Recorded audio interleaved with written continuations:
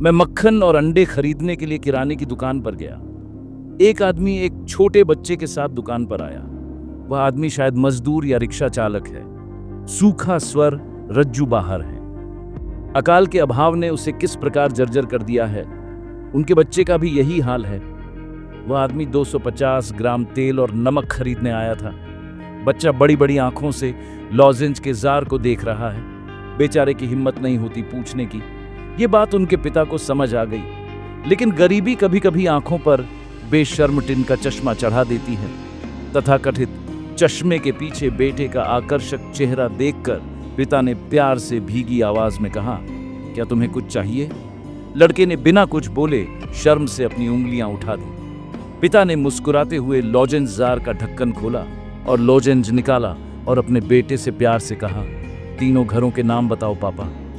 उस आदमी ने अपनी आंखें सिकोड़ लीं और हल्के से सबकी ओर देखा। उसकी आंखों में कैसा दबा हुआ उत्साह था।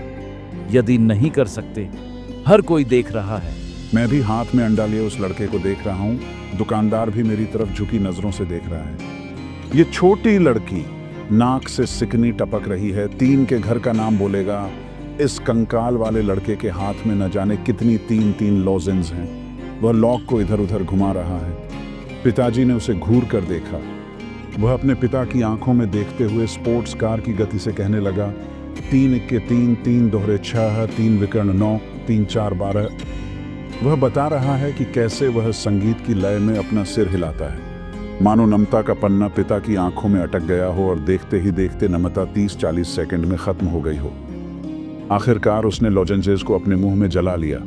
उसने चमकते चेहरे के साथ अपने पिता से कहा, पिताजी, मुझे 4 नाम मिल सकते हैं, क्या मैं बताऊं? वह बूढ़ा आदमी, शायद उसे हर दिन पर्याप्त पैसे नहीं मिलते। अगर आपको रिक्शे का किराया 5 रुपए से ज्यादा चाहिए तो 2-4 लोगों से बेइज्जती होगी और साहूकार को डांट पड़ेगी। टूटे हुए गाल वाला वह कुबड़ा हर दिन हारता है।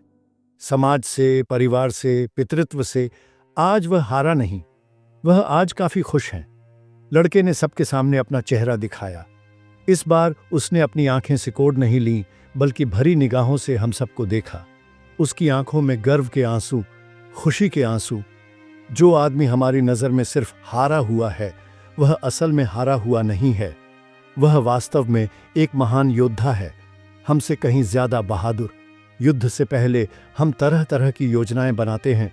कितने फैंडिफिकस, किसे नीचे गिराएंगे और किसे ऊपर चढ़ाएंगे, लेकिन ये लोग किसी को रौंद कर ऊपर नहीं चढ़ना चाहते। ये जानते हुए भी कि वे हार जाएंगे, जमकर लड़ते हैं। जिस सीढ़ी पर हम चढ़ते हैं, हम जानते हैं कि वह सीढ़ी उनके कंधों पर दबी हुई है। आज आदमी को हिम्मत मिल गई। 3 के घर का नाम सिर्फ एक नाम नहीं है, बल्कि एक साहस है, एक पिता का मजबूत कंधा है, एक सहारा है। हाउस ऑफ 3 का नाम इस गरीब आदमी के सपने के पूरा होने की कहानी है। इस शख्स ने अपने बेटे को गोद में उठा लिया। वह रोया। इतने में दुकानदार ने अचानक डीप फ्रीजर खोला और बच्चे को आइसक्रीम की एक स्टिक दी। शाबाश बेटा, जज बैरिस्टर बनो और सबको दिखाओ।